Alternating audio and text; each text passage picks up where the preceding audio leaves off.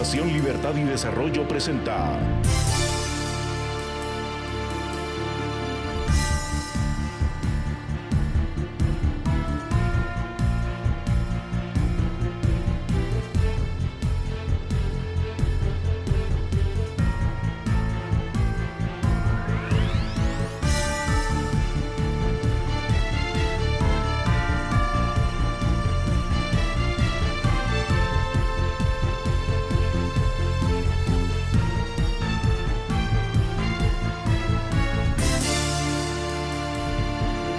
Razón de Estado con Dionisio Gutiérrez. El testimonio del fracaso de las naciones está en la prueba de coraje y sacrificio que nos dan quienes emprenden el peligroso camino de la migración ilegal en busca de un mejor destino. Estados Unidos y Europa son ese envidiable escenario donde las necesidades elementales han sido reemplazadas por otras de rango más alto y los ciudadanos han alcanzado una posición de la que nosotros, como en la alegoría platónica, solo observamos sus sombras. Los millones de seres humanos que cruzan clandestinamente las fronteras de esa geografía a la que llamamos primer mundo van en busca de una oportunidad de vida, de prosperidad, paz y respeto a su integridad física. Buscan seguridad legal sabiendo que violan la ley, pero sienten que ejercitan un derecho natural y moral que ninguna norma jurídica ha podido contener. El sueño de atravesar el Río Grande o los riesgos de cruzar las barreras electrificadas de Tijuana o los muelles de Marsella o el estrecho de Gibraltar son solo algunos de los peligros que han costado vidas y separado familias. Y esto por huir de la pobreza, del hambre, de la falta de libertad, de la violencia, del desempleo y la desesperanza. Esa válvula de escape de presión social que es la migración ilegal se está cerrando. El primer mundo siente que llenó su cuota de latinos y que hoy nos toca a nosotros responder y resolver. Cuando reflexionaba sobre estos temas, recordé que vivimos tiempos marcados por el declive del hombre público, el desprecio por la política y la decepción en la democracia. La pobreza se hizo un mal permanente, la inversión es insuficiente y las oportunidades escasas. La corrupción es la regla y la impunidad la norma. El Estado es el actor principal en la estafa y el crimen y el cómplice mayor de la violencia. Hemos construido una clase política decadente e inservible, un reflejo de nuestras élites y una manifestación de la quiebra moral de la sociedad.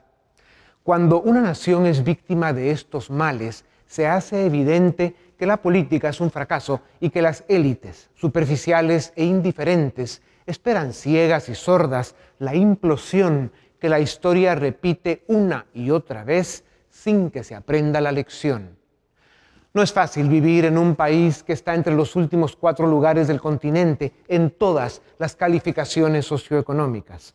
No es fácil vivir en un país que produce pobreza y expulsa a su gente. La causa del fracaso de los países está en la política y también en la política está la solución. Guatemala tiene una deuda con la democracia que va mucho más allá de promulgar leyes o celebrar elecciones. A Guatemala le debemos construir una institucionalidad confiable que garantice la supremacía de la ley y la vigencia del Estado de Derecho que algunos insisten en violar. A Guatemala le debemos un nuevo testimonio de coraje y sacrificio que nos comprometa a construir un país para todos.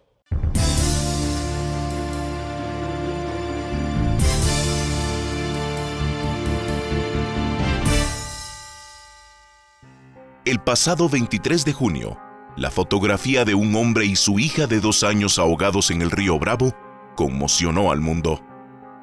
Eran 2 migrantes salvadoreños que intentaban llegar a Estados Unidos.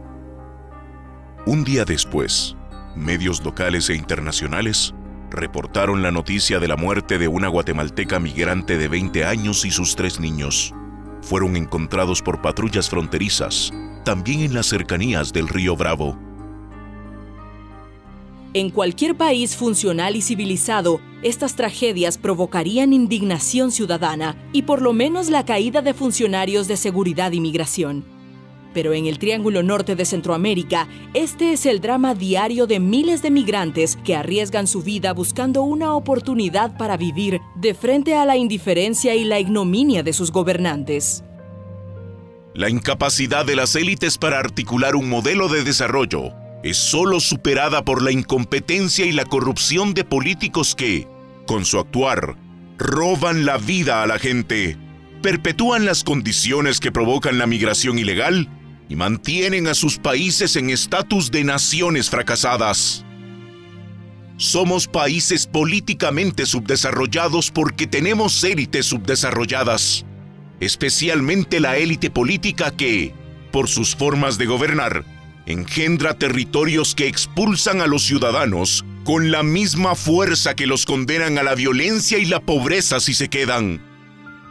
En Guatemala, como en otros países de la región, ni siquiera tenemos la humildad para reconocer que como naciones estamos fracasando. Dura afirmación esta, que lamentablemente la confirman los números y la realidad. Quienes dominan la élite política se aprovechan de la indiferencia y muchas veces de la complicidad de grupos en el resto de las élites para mantener un sistema político quebrado y al servicio de sus intereses, que normalmente giran alrededor de la corrupción, del mundo criminal y, por supuesto, de la impunidad. En los últimos 12 años, los gobiernos de la UNE, El Patriota y FCN agravaron la situación del país a niveles que empeoraron los índices sociales, la justicia se debilitó, la economía genera menos oportunidades y por si fuera poco, el Estado llena cada día más las condiciones de un narcoestado o un Estado criminal. Esta realidad explica las caravanas y la migración ilegal, con el drama de la separación familiar y el riesgo a la vida. También explica la remesa familiar que nos convirtió en una economía de consumo. Pero es un modelo insostenible. Sin democracias sólidas, sin libertad, sin ley y sin los niveles de inversión necesarios para crear suficientes oportunidades, las caravanas y los éxodos seguirán caminando hacia el occidente desarrollado, Estados Unidos y Europa. Está claro que no veremos éxodos ni caravanas hacia Nicaragua, Venezuela o Cuba, o a los países de África o Medio Oriente, donde la libertad y la democracia son una ilusión. Así como Europa intenta frenar la migración de Asia y África, el gobierno de Estados Unidos ha sido claro en afirmar que la migración ilegal de centroamericanos hacia su territorio se debe detener. Washington está fortaleciendo sus políticas migratorias y solo en 2018, más de 94,000 guatemaltecos fueron deportados. Los gobiernos de los países del Triángulo Norte dan excusas y hasta culpan a los migrantes por arriesgar sus vidas, pero realmente no hacen mucho por cambiar las condiciones para conservar a su gente. Guatemala tiene cita con las urnas para elegir presidente el 11 de agosto. De Vamos y Yamatei sabemos que no han gobernado. De la UNE y Sandra Torres sabemos que gobernaron de 2008 a 2011 con muy malos resultados y han controlado el Congreso desde hace muchos años también con muy malos resultados. Cuando gobernó Sandra Torres, sus planes para Guatemala se acercaban más a la Nicaragua de Ortega y la Venezuela de Chávez, dos países de los que habitantes sin trabajo y sin oportunidad, críticos y opositores huyen para no morir de hambre o para que no los encarcelen por cualquier patraña o los asesinen. Además, la UNE, como el FCN, el PP y la UCN, son los principales cómplices de la creciente contaminación del narcotráfico en la política. Las élites, empezando por los políticos, deben aceptar su responsabilidad y trabajar en la construcción de un modelo de desarrollo en libertad y democracia, y con Estado de Derecho, que nos saque de la vergüenza y del drama humano que es, para cualquier guatemalteco, verse obligado a abandonar, para sobrevivir, la tierra que lo vio nacer.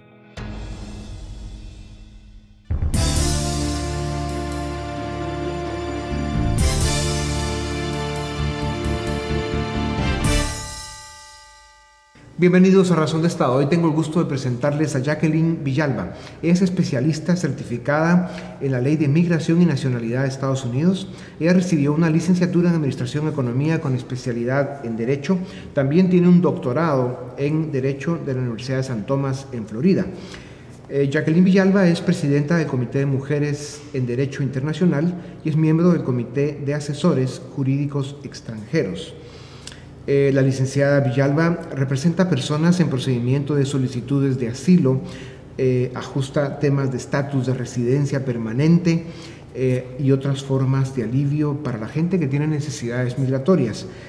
También procesa peticiones de visa para no migrantes, visas de trabajo, residencias temporales y también temas relacionados a familia y temas en general de migración. La licenciada Villalba ha dado conferencias y seminarios sobre temas de migración, sobre diferentes aspectos de empresa, familia, etc. También ha dado conferencias sobre los efectos que hay en condenas penales cuando hay violaciones a la ley de migración. En 2009, en 2018 y recientemente en 2019 ha sido nombrada como una de las estrellas de la Florida, una posición o un reconocimiento al que solo acceden menos del 2.5% de abogados en el estado de la Florida. Una importante distinción. Jacqueline, bienvenida a Razón de Estado. Muchas gracias. Muchas gracias por darnos este tiempo. La migración legal o ilegal en la mayoría de casos se unen dos variables. El desastre que son muchos de los países de donde vienen los migrantes, y mucho de esto tiene que ver con el contraste del sueño americano o el sueño europeo, porque hay una parte del mundo que prefiere venir a Estados Unidos de forma legal o ilegal y otra parte pues va para Europa. Estados Unidos y Europa están pidiendo cada vez con más fuerza que la gente deje de venir a sus países en forma ilegal, pero hacerlo legalmente es muy difícil. ¿Qué porcentaje lo logra realmente si lo intentan hacer legal? Esos que tratan de hacerlo legal sí lo pueden lograr, no es imposible. Es un camino a veces largo, a veces complicado, pero si llegan y empiezan ese camino, sí hay posibilidades para ellos obtenerlo y un gran porcentaje lo puede hacer, pero tienen que iniciar ese camino y ese proceso migratorio. Puede durar años incluso, ¿no? Sí, puede durar años. Hoy día un caso por una vía legal, a través de, por ejemplo, inversión o empleo, una oferta de trabajo, puede durar entre año y medio a 2 años y medio. Año y medio si todo es fluido, sin ningún tema, todo en orden y las cosas se mantienen. Pero más cerca estamos viendo llegando casi a los 2 años, hasta 2 años y medio. La gente normalmente viene con visa de turista y también arrancan desde esa plataforma un proceso para conseguir su estatus permanente en Estados Unidos. Sí, muchas personas usan la visa de turista a ver si le gusta estar en los Estados Unidos, si ven oportunidades. Es una manera, es un vehículo que podemos utilizar para explorar opciones y luego de ahí ver qué opciones hay disponibles, sea visa de inversionista, un traslado como ejecutivo o gerente, una visa de habilidad extraordinaria si tiene ciertos talentos, diferentes opciones basado en el caso específico, el currículum de la persona, los objetivos, opciones un poco más rápidas en comparación a otras más largas. Depende del caso, pero sí hay varias opciones para poder emigrar. Ahora, el drama de los migrantes está en que realmente quienes quieren salir de sus países y venir a Estados Unidos o a Europa, lo hacen por un tema de sobrevivencia, de seguridad. Es gente que no tiene trabajo, no encuentra trabajo en su país y que vienen a Estados Unidos pues en forma ilegal, ¿no? Y aquí pues vienen a trabajar en los trabajos, digamos, más básicos. Correcto. ¿Qué oportunidad tienen esas personas de venir en forma legal? Si hay personas que vienen para ver opciones legales a través de ofertas de trabajo, todavía existen.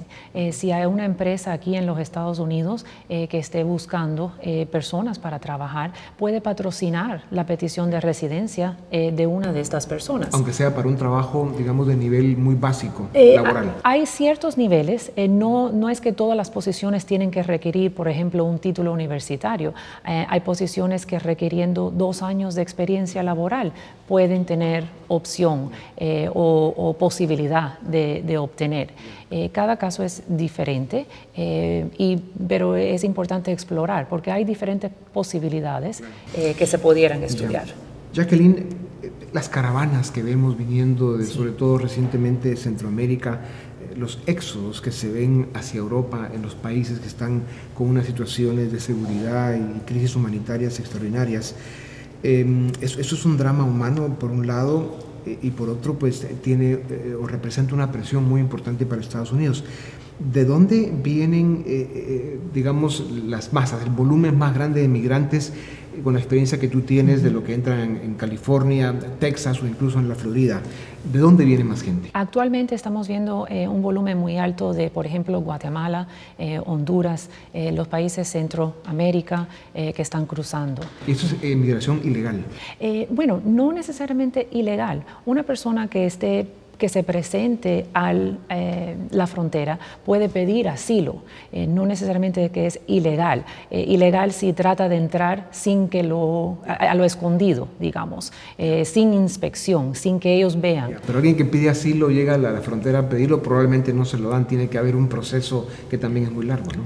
Hoy día es bastante complicado porque quieren y están en el proceso de cambiar la política. Pero, por ejemplo, ¿cómo funciona? La persona llega a la frontera y pide asilo. Lo que en estos días y en estos tiempos estamos viendo colas muy largas, pero cuando uno llega se presenta y tiene que poder demostrar que tiene un miedo bien fundado, que algo le va a pasar, va a sufrir persecución basado en su raza, su origen nacional, su opinión política, su membresía en un grupo particular. Hay ciertas categorías y si esa persona puede demostrar este miedo de regresar porque va a ser torturado, porque va a sufrir, le van a hacer daño, o si también puede demostrar que ya ha sufrido un daño, entonces ahí comienza el proceso de asilo. Jacqueline, decías que de Guatemala, Honduras, El Salvador es donde están viniendo estas caravanas de personas hacia Estados Unidos por diferentes dramas humanos, porque es lo que son, pero en los últimos años hemos visto un éxodo, por ejemplo, de Venezuela, Nicaragua, que muchos de ellos pues han entrado con una visa de turista y luego intentan quedarse, pero en general como número de migrantes, aunque sea con visa de turista, ¿de dónde han recibido más en la Florida, por ejemplo? Muchos venezolanos en la Florida, mi experiencia, de todas partes, como usted indica, pero en los últimos años recién, por lo menos en la área de Miami o sur de la Florida, sí hemos visto muchos venezolanos tratar de llegar para mejores oportunidades, dado a lo que se está sufriendo y viviendo en el país de ellos. Hay un tema que es la migración al revés, que en algún momento dado se escribieron artículos al respecto, cuando la economía de México empezó a reaccionar correctamente, tuvo un crecimiento importante, generó muchas oportunidades de trabajo, lo mismo que sucedió en algunos países de América del Sur. De Texas y California hubo muchos mexicanos regresando a su país, a México, como también los hubo de España y otros países de Europa a sus países en América del Sur. Esto lo que demostró en ese momento es de que sí es posible el que la gente encuentre oportunidades en su país y evite el venirse de forma ilegal a Estados Unidos. ¿Qué experiencia tienes tú sobre eso y qué has visto? Sí, yo he visto que personas han utilizado esto o el proceso migratorio a los Estados Unidos para mejorar. Muchas personas por temas de seguridad, porque la inseguridad en su propio país no deja que vivan. O sea, están encerrados en sus casas. Tengo clientes que me han comentado, es casi cárcel, porque no puedo salir por temas que pase algo, violencia, etc. Entonces usan esto a veces para quedarse permanentemente aquí, porque se establecen, empiezan sus vidas de nuevo, tienen oportunidades. Igual hay otros, dependiendo del cliente, o sea, de la persona, que usa eso como un tiempo, como una oportunidad temporal. Luego que se mejoran o las cosas alivian, la violencia o la inseguridad se calma un poco, tal vez puedan regresar y lo usan más bien como puente a tiempo. Jacqueline, Texas y California tienen ya más o menos el 40% de su población son hispanos y en 2050 todo Estados Unidos más o menos va a tener el 50% de su población no blanca. O sea, realmente el fenómeno, la realidad de que Estados Unidos es un país de migrantes y que a través de los siglos ha venido siendo cada vez más una realidad, el que los que antes eran parte de las minorías se están convirtiendo sí en un grupo de minorías, pero que sumados ya son la mayor parte de la población, o hacia eso van. ¿Qué lectura sientes tú que tienen los americanos, que se sienten americanos, clásicos tradicionales, nacidos acá, y que sienten esta invasión del mundo hacia su tierra? Sí, es correcto. Hay personas en los Estados Unidos que sí tienen ese sentimiento, pero es muy importante recordar que los Estados Unidos fue fundado en inmigración, y inmigrantes forman una muy gran parte de los Estados Unidos en términos de todas las industrias, todas las áreas. Inmigrantes han fundado empresas, han desarrollado, o sea, han creado a los Estados Unidos y han ayudado a los Estados Unidos a desarrollarse. Eso sí, aunque haya ese sentimiento, hay a lo mejor personas que lo sienten, tenemos el otro sentimiento de que reconocen que los inmigrantes sí son positivos para los Estados Unidos y sí han ayudado a los Estados Unidos a desarrollarse y crecer. Yeah.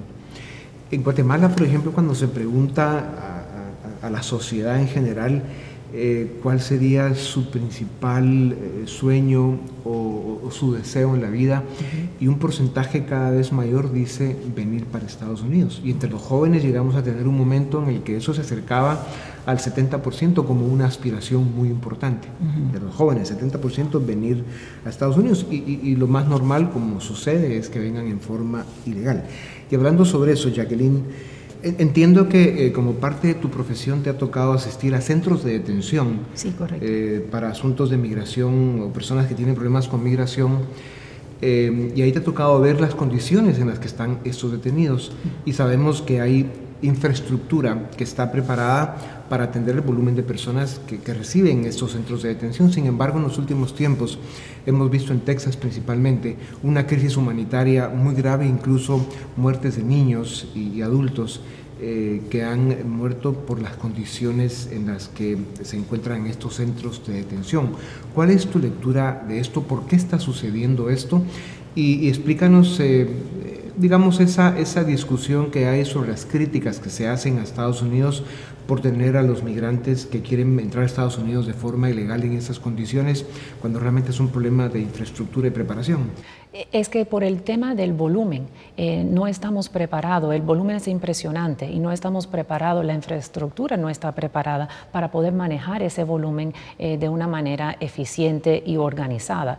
Por ejemplo, en las mismas cortes de inmigración hay más de 700,000 casos pendientes porque solo tenemos un cierto número de cortes de inmigración con un cierto número de jueces de inmigración. El mismo volumen es imposible manejarlo con los recursos que actualmente tenemos.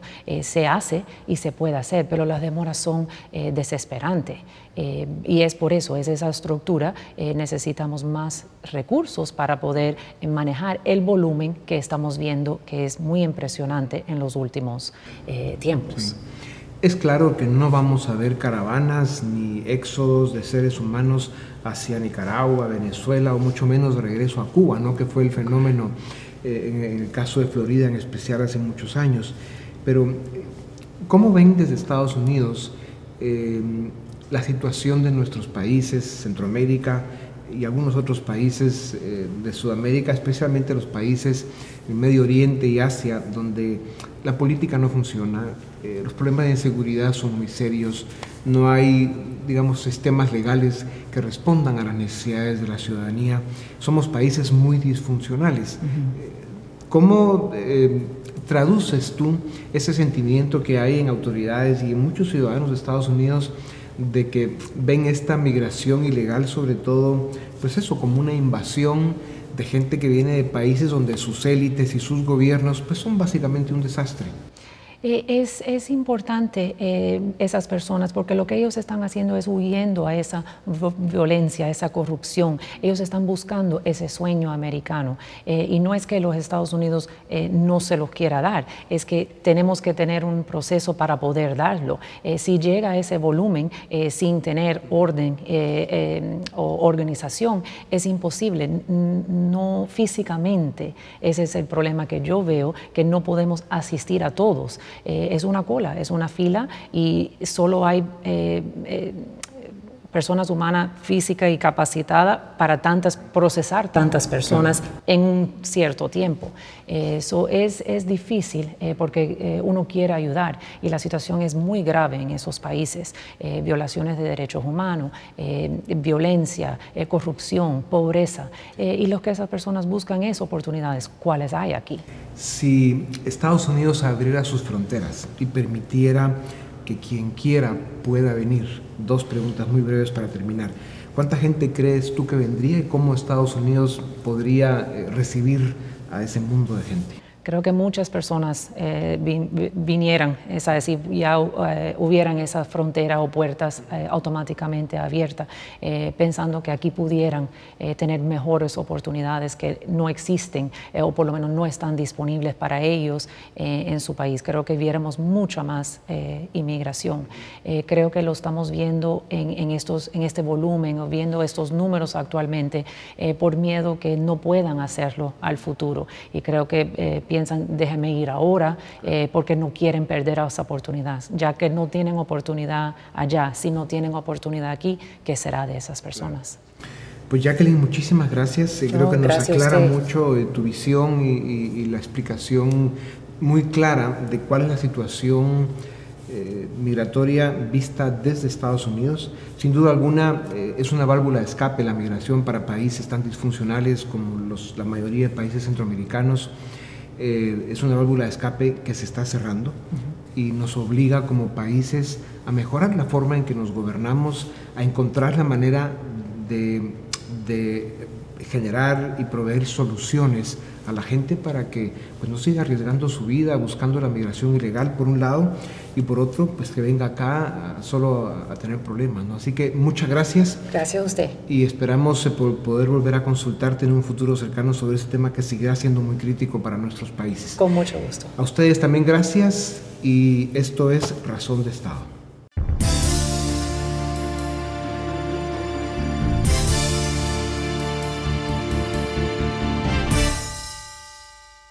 Bienvenidos al debate en Razón de Estado. Hoy tenemos en el set con nosotros a Paola Hurtado, ella es periodista independiente, a Luis Miguel Reyes Silva, él es director del área social de la Fundación Libertad y Desarrollo, y Jorge Mario Andrino, analista político. A los tres, bienvenidos a Razón de Estado.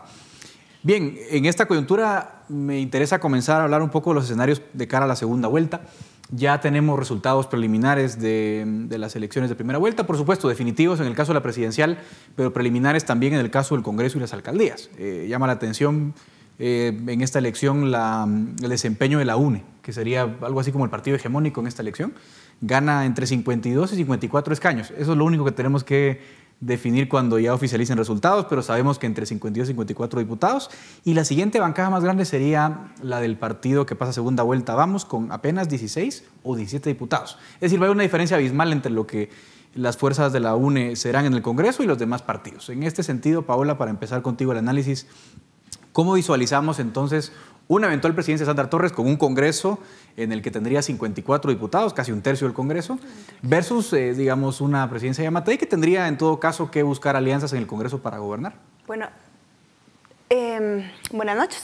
Lo que estamos viendo es, a partir de las últimas encuestas, los últimos análisis, estamos hablando de una virtual ganadora de la presidencia de Sandra Torres, y en ese sentido, que la UNE tenga el tercio de las bancadas, me parece que es muy poderoso para la UNE y el partido de gobierno, y va en detrimento también de nosotros como sociedad.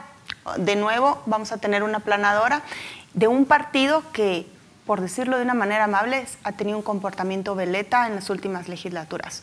Un partido que es incongruente con la supuesta ideología que tiene y más bien navega según los ritmos políticos. Y los demás, los que están llevando 16 vamos, los candidatos que se quedaron en cuarto, quinto, sexto lugar metieron 1 o 2 diputados, o sea, vemos bancadas pequeñas.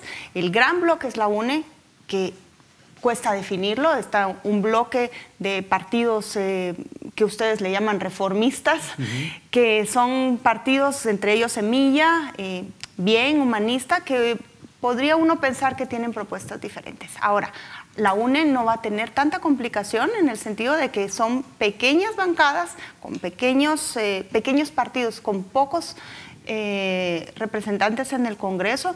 Y bueno, decía yo al principio, es preocupante para nosotros porque el comportamiento de la UNE y los cuadros que se eligieron en esta primera vuelta no son precisamente las personas que uno quería llevar al Congreso. Claro, en ese sentido, Luismi, ¿cómo ves tú esa conformación del Congreso?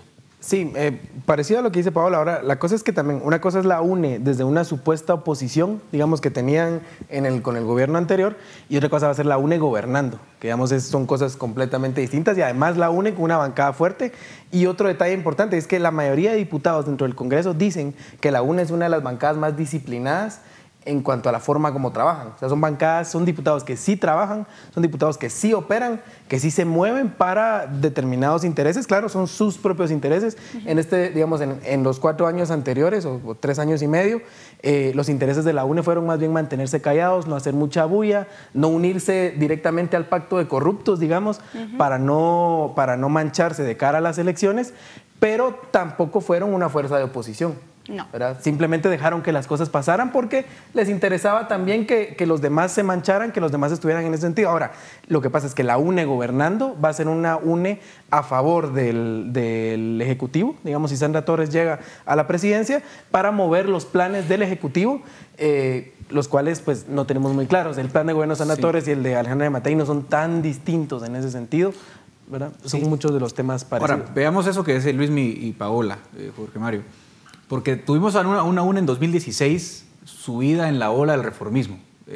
Mario Taracena fue presidente del Congreso, también un poco porque la bancada oficial no tenía experiencia, ¿no? Y no lograban hacer una alianza. Recuerdan que la toma de posesión fue un poco tarde porque no se ponían de acuerdo con la presidencia, pero ese año 2016 Mario Taracena y la UNE lideran esas reformas, bien que mal, las de la ley electoral y los partidos políticos, la reforma a la ley orgánica legislativo, la prohibición del transfugismo. Es decir, ellos encabezan esa lucha y luego en el 2017 incluso todavía comenzaron a abanderar la reforma a la Constitución. El tema fue que cuando los antejuicios y las acusaciones llegan al partido UNE en 2017, todo cambió. De hecho, votan a favor de no retirar la inmunidad a Jimmy Morales, muchos de ellos. La UNE se borra después de ese momento, 2017. Entonces uno pregunta, ¿qué jugó la UNE realmente? ¿Fue reformista al principio y anti-CICIG después? ¿O cómo fueron esos momentos que vivió la UNE? Bueno, me parece que la UNE ha sido una representatividad de lo que el Congreso también tiene dentro de sus demás bancadas. No ha sido diferente. Es decir, ha jugado un rol en donde en cierto momento le ha sido necesario entrar a seguramente validarse con la población y decir estas son las reformas que se necesitan, y en el momento político, como sucedió ya con una teórica o inusual alianza que se hizo con el gobierno, pues entonces a defender el status quo que tenía el presidente. Yo creo que el Congreso hay que analizarlo desde la perspectiva justamente de lo que va a pasar en la segunda vuelta. Va a ser muy diferente lo que tenga un bloque tan grande como la UNE si Sandra Torres llega a asumir la presidencia, y también hay que analizarlo mucho desde el punto de vista si no lo llega a asumir, porque entonces se convertirá en una fuerza teóricamente de oposición, pero donde debiéramos buscar o inclusive requerir a nivel de las bancadas del Congreso que exista una oposición constructiva, que sí fiscalice, que sí verifique, pero que no se convierta ni en una parte, digamos, que obstaculice todo lo que un ejecutivo pueda presentar o promover, sobre todo con una bancada tan pequeña como 16 o 17 diputados, obligada a hacer muchos acuerdos, sino que también eventualmente se comprometa con una agenda legislativa que sea de instancia común.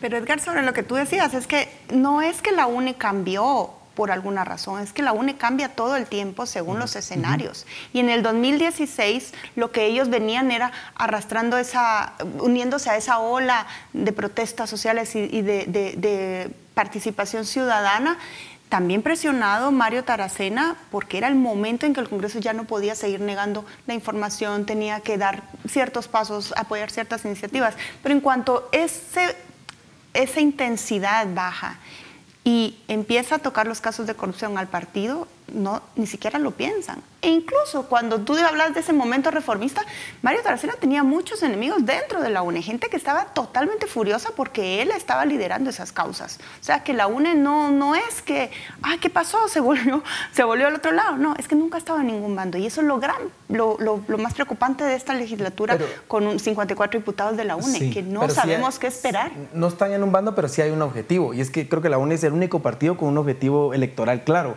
Y lo ha tenido claro a lo largo de todos estos años. Digamos, cuando fue la ola reformista, había ese clamor en la plaza por reformas, la UNE se sube claramente a esa ola reformista y pues complace un poco a la gente. Reforma electoral, empiezan a hablar de otras cosas.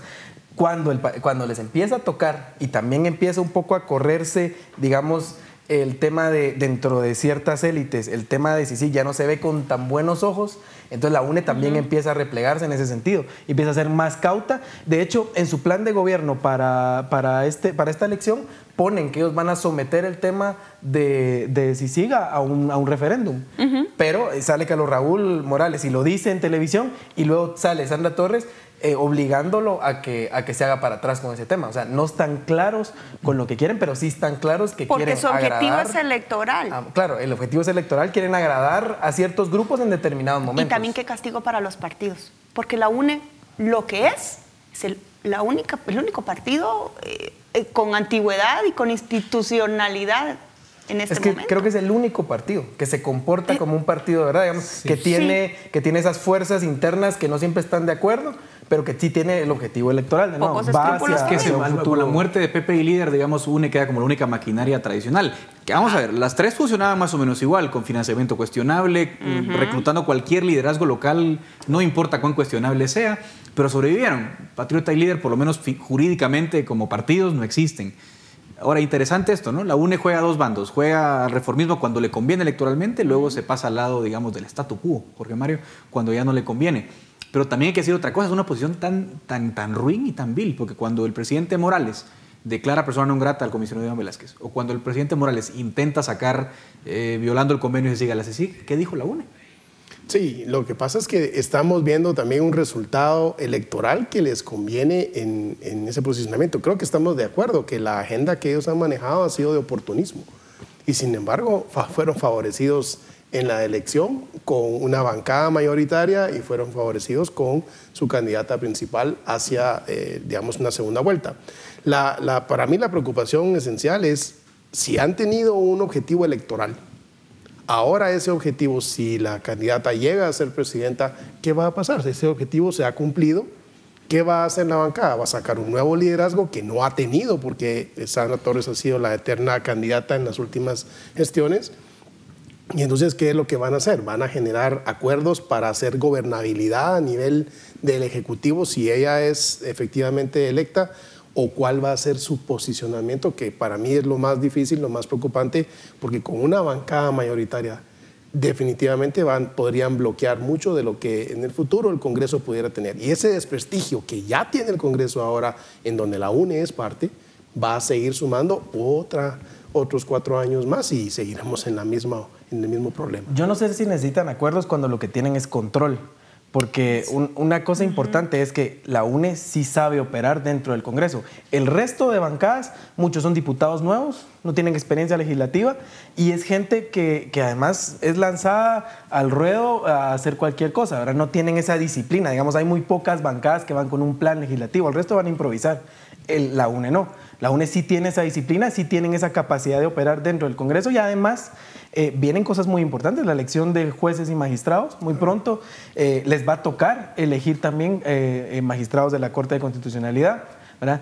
Tienen algún tipo de control. Recordemos que Carlos Mencos, ex Contralor General, fue electo diputado por la UNE, ahora va a estar dentro de la bancada de la UNE y tienen cierto control dentro de la Contraloría General de Cuentas porque la gente de Carlos Mencos sigue metida en la Contraloría. Entonces, sí es complicado pensar que van a negociar, yo creo que más bien van a llegar a controlar. O sea, y lo que hay es un en interés esa estrategia de control hay un elemento importante a considerar, la UCN. Mete 12 diputados, bueno, es lo que se sabe hasta ahorita, sin candidato, con un candidato detenido por vínculos con el narcotráfico. O sea, el partido que le han dicho el narcopartido. El narcopartido lleva 12, o sea, esa es una bancada que hay que ponerle ojo porque es muy fácil que pueda alinearse con la UNE, robustecer aún más ese oficialismo y tener mucho más control y necesitar mucho menos hablar con los partidos, buscar acuerdos, consenso, lo que sea, para imponer una agenda. Y Luis Miguel decía las elecciones del sistema de justicia que es justamente en este año, pero la primera gran elección que va a tener el nuevo Congreso son los magistrados del Tribunal Supremo Electoral. Sobre esa base va a haber mucho que poder decir. Sí, eso es importante, sobre todo señalando esto último que ustedes mencionan, porque se nos ha olvidado, ha bajado los decibeles y por eso ya no hablamos tanto del famoso caso que se presenta contra la UNE, ¿no? En febrero, curiosamente, unos días después de que a Sandra Torres le dan su credencial como candidata, un día después, literalmente el Ministerio Público presenta esa acusación en su contra. Y hay que decir las cosas como son. La Corte Suprema la protegió abiertamente porque no tenía razón la Corte Suprema para decir no, yo no tramito ese antejuicio. Por lo menos hubiese abierto a investigación y hubiese considerado el antejuicio, pero ni siquiera lo consideró. Creo que más evidencia de que la Corte estuvo de su lado no hay, es bastante obvio. Luego la CC hace un gallo gallina y parece que también el sistema de justicia está de su lado. Entonces tendríamos virtualmente una presidencia de Sandra Torres que controle el Ejecutivo, un Congreso que la tendría muy fácil porque con los 54 diputados le faltarían 20, 25 más para hacer mayoría, pero también las Cortes. ¿Qué escenario tenemos en las Cortes? ¿Se podrá hacer algo en los meses que vienen en las comisiones de postulación o ya perdimos esa oportunidad? Es que todo se alineó perfectamente para que se pueda tener ese control. Si la UNE es una de las bancadas más disciplinadas, que mejor trabaja dentro del Congreso y le va a tocar elegir jueces y magistrados ahorita, fácilmente pueden estar negociando con los magistrados la reelección y proteger a la candidata, protegerla aquí, protegerla con la siguiente corte que probablemente ellos van a elegir o sobre la cual van a tener mucha capacidad de maniobra para elegir magistrados y bloquear cualquier cosa que pueda pasar. Ya una vez, si ella queda electa presidenta, pues le toca al Congreso pasar ese posible antejuicio y van a tener ese antejuicio pues durmiendo el sueño de los justos como ha estado durmiendo es una posibilidad. Mientras nosotros platicamos, ellos ya han tocado estos temas y ya están considerando que ella va a ser la primera o sería la primera presidenta electa con un proceso de antejuicio encima que no ha resuelto la Corte de Constitucionalidad por financiamiento electoral ilícito, que no tiene incluido el famoso audio de los 40 millones. Acuérdense que ese caso está iniciado, pero toda esta parte que la población conoció, que vincula a Gustavo Alejos y una cantidad mucho más grande de la que se habló al principio de 17 millones, no está involucrado. Entonces ellos es obvio que ya están tomando en cuenta estas aristas y están adelantándose a ver cómo con este Congreso que tienen y con el que pueden llegar a tener con estos aliados, como no dudo que buscaran a la UCN porque está descabezada, evitar a toda costa que ella tenga problemas en esos 4 años. Y ahí hay varios botones posibles de inestabilidad, Jorge Mario, porque hablamos del caso que ya está abierto. O sea, el hecho de que a Sandra Torres no se le haya retirado la inmunidad no quiere decir que el caso no haya iniciado. El caso está en el juzgado de mayor riesgo de Claudette Domínguez. Ahí están escuchando a varios imputados. El lunes, de hecho, se presentan 2 imputados más que no se habían presentado al juzgado. Aparecieron en la audiencia, ya se les tiene en cuenta. Paralelo a esto, ya el Ministerio Público ha solicitado la detención con fines de extradición de Mario Leal, el ex candidato vicepresidencial de Sandra Torres, que también está imputado, que tiene información, que puede brindar información adicional a la que tiene ya el Ministerio Público, y eso podría destapar una crisis todavía más severa. O sea, ni siquiera, digamos, suponiendo que ganase Sandra Torres la presidencia, tendría ya un complicado escenario legal. Sin precedentes, ¿no? Seguro. Y creo que lo que hemos estado platicando acá daba pie para que la fiscalización que se pueda dar a nivel de la sociedad sea importantísimo. ¿Por qué? Porque para mí el gran parteaguas es esa segunda vuelta. Es un escenario, aunque jurídicamente no sea así, políticamente es muy distinto seguirle un proceso de antejuicio o seguir un proceso penal por estas acusaciones a alguien que va a ser presidente de la República en los siguientes 4 meses que alguien que sencillamente perdió una segunda vez la elección y que será sujeto a proceso como cualquier otra persona. El gran inconveniente acá es justamente ese hilo que tiene para efectivamente para la designación de magistrados de la Corte Suprema de Justicia, y que eso va a permitir que eventualmente el proceso políticamente pudiera desaparecer, que es donde tal vez la ciudadanía debiéramos tomar consideración para hacerle ver al Ministerio Público que no es suficiente estar vigilante, sino debiera estar más activo en un rol, aun cuando sea, digamos, una instancia política. Ahora, ¿cómo es posible, señores? Yo con esto quiero cerrar la reflexión última de ustedes. ¿Cómo es posible que un partido que tiene un caso pendiente porque no sabe explicar el origen de 20 millones de quetzales del 2015, porque ese es el caso que están llevando contra la UNE, tiene acusaciones su candidata presidencial? ¿Cómo puede ganar la elección una persona con esas acusaciones y con esos problemas legales? ¿Será que esos votantes no tienen en cuenta eso? Creo que la respuesta está en lo que han hecho los otros. ¿Qué son los otros partidos que compitieron con ella? Son vehículos electorales de reciente creación o reciclados o disfrazados que no han llegado a ver a la gente en los últimos 3 años, que no tienen oferta electoral sólida, que no tienen discurso, que tienen mala reputación. No estoy diciendo que ella no tenga esto, lo que estoy diciendo es que la UNE aventaja como partido a todos los demás en ese sentido, y es el gran castigo para los partidos en el Congreso. ¿O será que el votante de Sandra no, eso es por un lado, esa es una parte de la ecuación, que es que los otros partidos no hacen nada, pero es que la otra es que la UNE sí hace muchas cosas. Recordemos que la UNE, Sandra Torres hizo campaña 4 años con recursos públicos, los programas sociales y otras cosas, para ganarse ese voto duro que ella hoy conserva y que ha mantenido a lo largo incluso la elección donde Sandra Torres no logró participar, a la UNE le fue muy bien en la elección legislativa. Entonces, el punto es que la UNE sí ha trabajado estos años para este resultado electoral. Ha tenido tropezones, pero parece que finalmente lo van a lograr, y ese es el peligro. Y sin sí va a ser muy difícil que esto avance, ¿no, Jorge Mario? Claro, y definitivamente vemos que ni siquiera ellos están claros, como ya se dijo acá, de cuál va a ser el proceso de un apoyo que pudiera venir internacional.